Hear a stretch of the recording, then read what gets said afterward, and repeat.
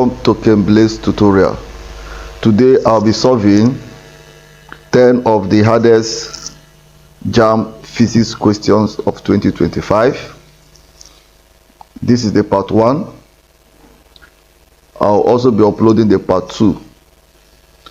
So do subscribe to my channel and turn on the notification button so that you'll be notified whenever I post the part 2 of the video. Now let's start. The density of water is 1 gram per cm cube, while that of ice is 0.9 gram per cm cube. Calculate the change in volume when 90 gram of ice is completely melted. Now all you need to understand here is that the ice was melted to water completely melted to water, and the mass of the ice was 90 gram, and the mass of water also 90 gram, because when the ice melted the mass remained the same.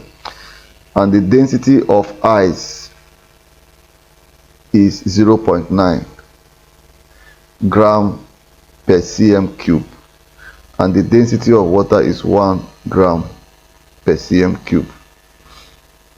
Now what is the volume here? We don't know. Let's call it volume 1. What is the volume here? Let's call it volume 2. We don't know. So we are looking for the change in volume. So when we find the volume 1 and find volume 2, their difference will give us the change in volume. But remember, density is equals to mass over volume. That will now make volume equals to mass over density. So the volume of ice here, which is my V1, will be the mass of ice, which is 90, divided by the density of ice, which is 0.9, and this will give us 100 cm cube. And the volume of water is equal to the mass of the water, which is 90, divided by the density of water, which is 1, and this will give us 90 centimeter cube. So the difference in volume is 100 minus 90, which will give us 10 centimeter cube. So our answer is option D. Now the next JAMB Physics question of 2025. According to the kinetic theory of gases, the pressure exerted by a gas on the wall equals. Now when you talk about the kinetic theory of gases, we talk about the random movement of gas. The random movement of gas in different directions. They will collide with each other and also collide with the wall of the container. So when the gas are moving, remember the gas has mass and they are moving with velocity. Okay, they will form what we call momentum. Momentum is equal to the product of mass and what? Velocity. Okay, now we all know the formula for pressure. Pressure is equals to force over area, the unit area, and this force is equals to mass times acceleration over the unit area. And acceleration itself is equals to, then when you bring down mass, acceleration is equals to change of velocity, final velocity minus initial velocity, divided by what? Time. Everything over the unit area. Okay, now this will now become mass times final velocity minus mass times initial velocity over time, everything over per unit area. Now this mass times velocity minus mass times velocity here is called the change in velocity, change in momentum. It's called the change in momentum. When I divide by time, it becomes the rate of change of momentum. So our answer now, the pressure now will now be rate of change of momentum per unit area. Rate of change of momentum impacted to the wall per seconds and per unit what? Area. So the answer should be D. A hydraulic press consists of two cylinders. When you hear hydraulic press, let this come to your mind. I have a cylinder, then I have another cylinder of different area, cross-sectional area. Okay. Now the principle here is about the Pascal principle here is that when a pressure is exerted on this cylinder, the pressure is transmitted to the next cylinder. Okay, so if here is cylinder 1 and here is cylinder 2, so a force applied here will be transmitted to this side. Okay, now a hydraulic press consists of two cylinders of cross-sectional area, cross-sectional radius. So here is radius 1 and here is radius 2. If a force of 200 Newton applied to the smaller piston, that the force here is 200 Newton, causes a force of 3200 Newton to be transmitted onto the larger piston. The ratio of R1 to R2 is, now this is Pascal principle. We all know that pressure is equals to force over area, and the area here is all about the cross-sectional area of the piston.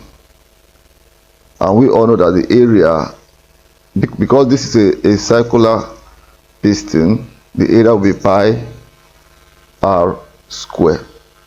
So what it means is that the pressure here and the pressure here should be equal. That means F1 over area 1 should be equals to F2 over area 2. So what we are trying to achieve here is we are trying to find the ratio of the two cross-sectional radius of the piston, the small piston and the large piston. Now if I change the area to the formula for area, I will have here F1 over pi r1 square is equals to F2 over pi r2 square. So if I eliminate the constant, the pi there, because they are the same, I can remove them. So I will now have that the force 1 over the radius 1 square is equal to the force 2 over the radius 2 square.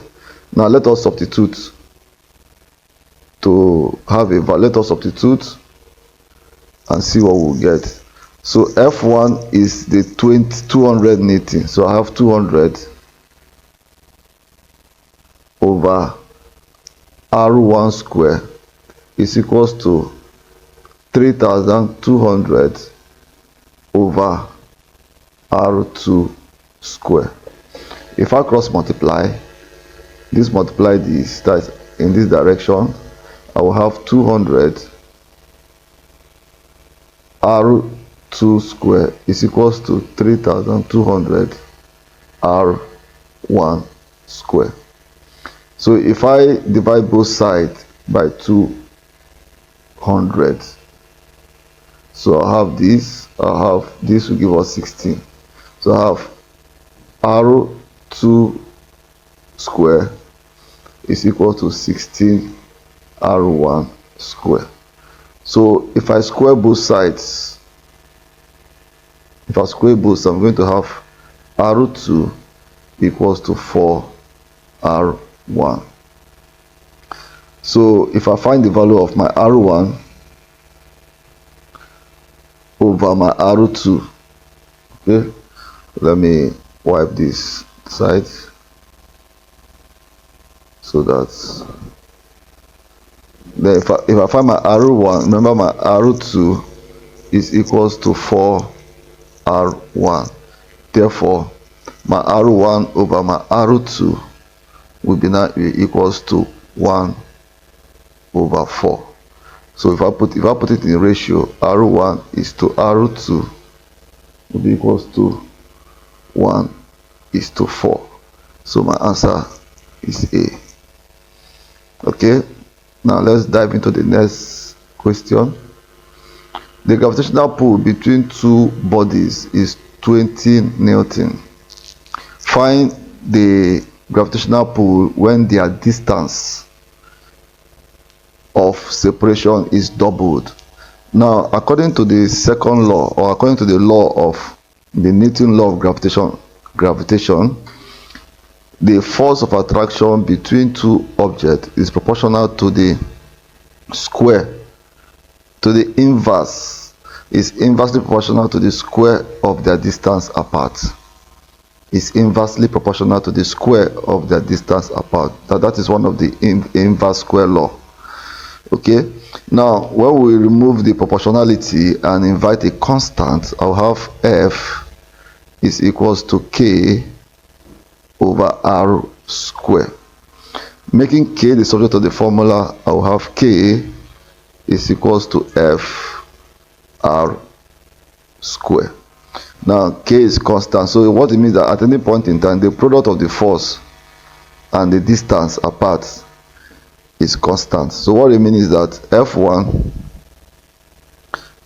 R1 square is equals to F2 R2 square. Okay, now we know F1 from the question to be 20 Newton. R1 is R1, then my R2 is equals to double, that is 2 R1. Then I'm looking for my F2 question mark. Okay, if we substitute this into the value, we have 20 into R1 is equals to F2 into 2 R1 all square. Okay, 20 R1 square. Okay, now I will now have 20 R1 square is equals to F2 into 4 R1 square. Okay, if I eliminate divide both sides by R1 square, I will have 20 equals to 4 F2. Dividing both sides by 4, dividing both sides by 4, I will have that my F2 is equals to 5 Newton. So my answer is B. The volume of a 1 centimeter cube metal ball increases by 0.0018 centimeter cube when heated through temperature of theta. If the linear, we are talking about volume and we are given linear. If the linear expansivity of the ball is this, find theta. Now the formula for volume expansivity is equals to change in volume divided by original volume multiply temperature change. Okay, now but cubic expansivity is equals to 3 of linear expansivity, and this will give us 3 times 2 times 10 raised to the power minus 5, and this will be 6 times 10 raised to the power minus 5. Okay, now we are looking for the change in temperature. So when we substitute this value here, that 6.6 times 10 raised to the power minus 5 is equals to the increase in volume, which is 0.0018, now divided by original volume, which is 1, then multiply temperature change. Okay, when I make temperature change the subject of the formula, bringing it here, I will have temperature change will now be equals to 0.0018 divided by 6 times 10 raised to the power minus 5. Okay, if I should convert this to standard form, I will have 1.8 times 10 raised to the power minus 3 divided by 6 times 10 raised to the power minus 5. If I should divide these two, I will have 0.3 times 10 to the power. When this minus 5 comes over here, it becomes plus 5, and this will give us minus 3 plus 5 is 2. So 0.3 times 2 will give us 30 degrees Celsius. So answer is 30. Alright.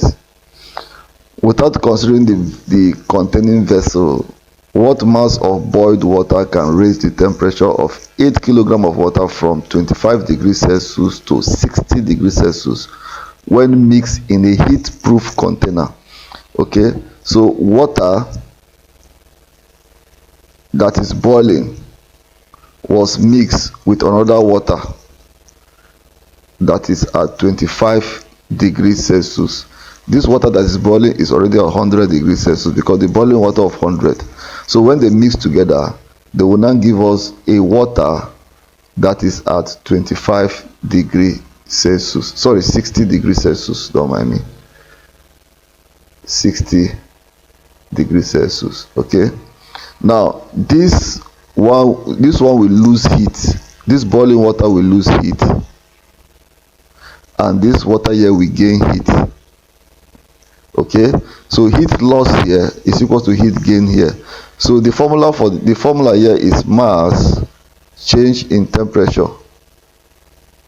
for the one that is losing the heat is equals to mass change in times C change in temperature to the water that is gaining the heat.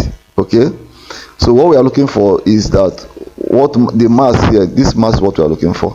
So this M times C, which is the specific heat capacity of water, then times temperature change. The temperature change from 100 to 60. So the temperature change here will now be 100 minus 60, which is 40.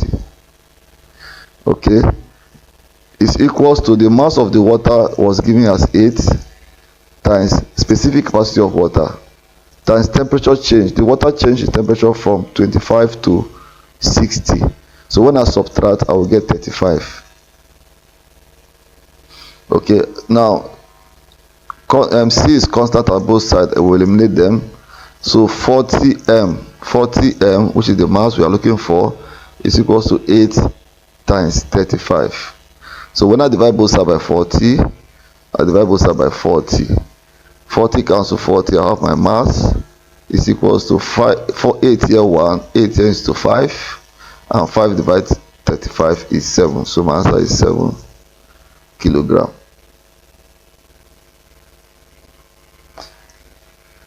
Five thousand 5,400 joules of heat energy was lost when some amount of steam condensed to water for drinking purposes at 15 degrees Celsius.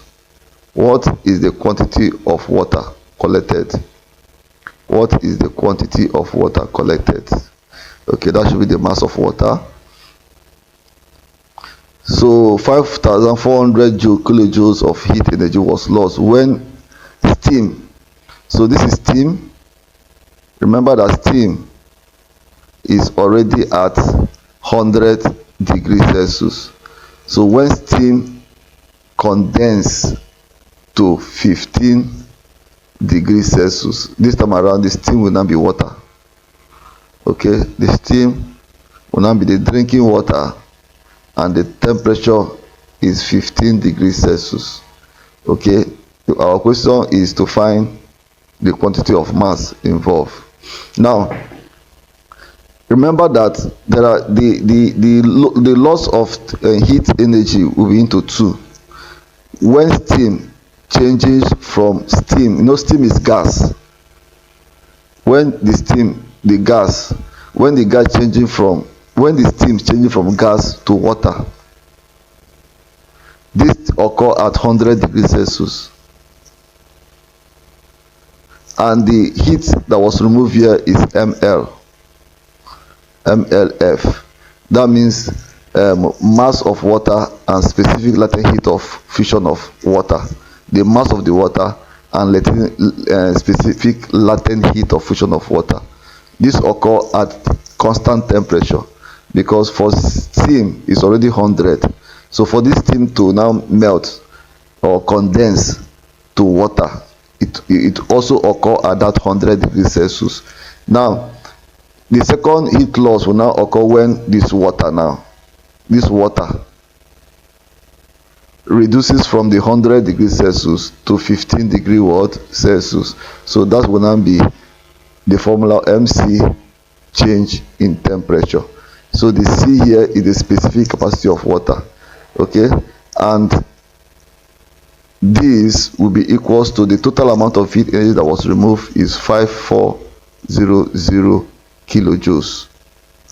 Okay, so this, if I convert this to 5400 times 10 to the power minus 3, not minus 3, plus 3, because kilojoules is 1000, is equals to the mass times specific latent heat of fusion of ice, which is 2.26 times 10 to the power of 6, okay, then plus mass of the water, which we are looking for, both of them are the same, then times specific latent heat, specific heat capacity of water, which is 4200, then times change in temperature from 100 to 80, from 100 to 15 is 85.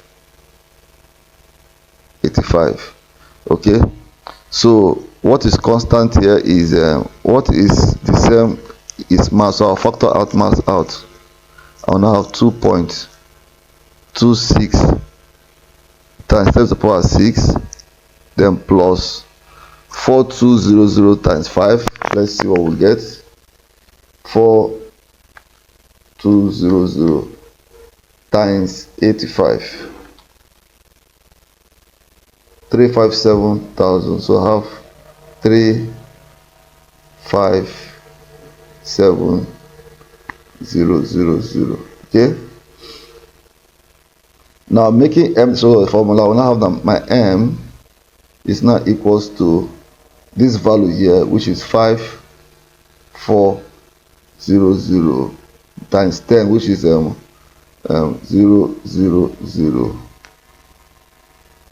Now divided by this will give us 226,123,4, then plus 35700. So when you do the mass with your calculator, you are going to get 2.06 kilogram. That's our answer. So our next question: a 5 micro positively charged particle is moving at 45 degrees to the direction of the magnetic field. So the magnetic field is this way. This is the magnetic field. Now this body is moving at this charged body is moving at an angle of 45 degrees to the field, and with the speed is moving with v is equal to 3 times 10 raised to the power 4 meter per second, which is 30000 meter per second.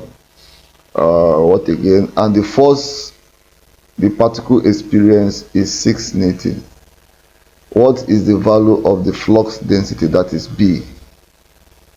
So the formula we are going to apply here is force is equals to B multiply the charged particle multiply the velocity multiply sine 45 degree.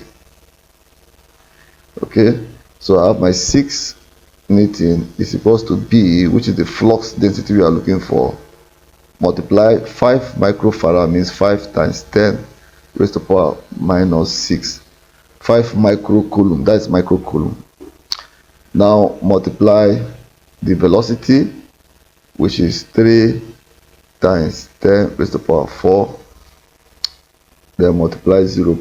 Sine 45 is 0.7071. So making B the subject of the formula, my B becomes 6 divided by 5 times 10 to the power of minus 6, then multiply 3 times 10 raised to the power 4, then multiply 0.7071. Okay, so when you use your calculator to simplify this, you are going to get 56.57 Tesla. Yeah. So our next question: a concave mirror of focal length 20 centimeter produces an erect image that is 4 times the object. That is 4 times the object. The object distance from the mirror is less than this, between this and the, okay. Now this is a concave mirror. So whenever, now remember, this concave mirror produces an erected image. So for that to be the case, the image must be placed, the object must be placed in between the focal length, the principal focus, and the pole. That when light travels to this, it will be reflected through here, and this side will go to that side. The same thing with here. Okay, and they will both meet at this point, so they will now form a virtual image here. So this image is virtual. So the distance, the v, which is the image distance, will be negative. Okay, and remember that v is 4 of the object, which is 4u, because u is the object distance. Okay, so if f is 20 and my u is, okay, produce an image 4 times, okay, my u is my u, then my v is minus 4u. Okay, now I will apply 1 over f is equals to 1 over v plus 1 over u. So I will now have 1 over 20 is equals to 1 minus 1 over 4u, because v is minus 4u, then plus 1 over u. Okay, so I will have here 1 over 20 is equals to, the LCM between both of them is 4u, then I have minus 1, because this divided is 1 times the minus 1 plus 4. So I'll have here 1 over 20 is equals to 3 over 4u. So if I cross multiply, I will have 4u is equals to 60. So my u become 60 over 4, which is 15 centimeter. So since 15 centimeter is less than 20 between this, oh no, so our answer is A. Our answer is A. So our next question: what color has the lowest frequency in the spectrum of white light? Okay, whenever light travels through a triangular prism, the white light is separated into the different colors of white light. Okay, it's separated into the different colors of white light. So red is here and V is the last one. So the order is like row width. Okay, these are the 7 colors of the white light, and for the frequency of this light increases down. So this is increased frequency. Increase frequency. Then another thing you need to know, that the wavelength decreases down. The wavelength decreases down. So when I go down like this is decrease in wavelength. Decrease in what? Lambda, wavelength. Now, what it means that this one has the smallest frequency,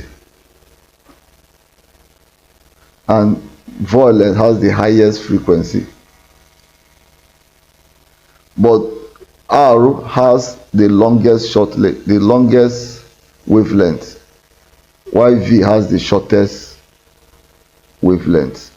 Okay, according to this question, we say which of these lights are the lowest frequency? So it should be red light.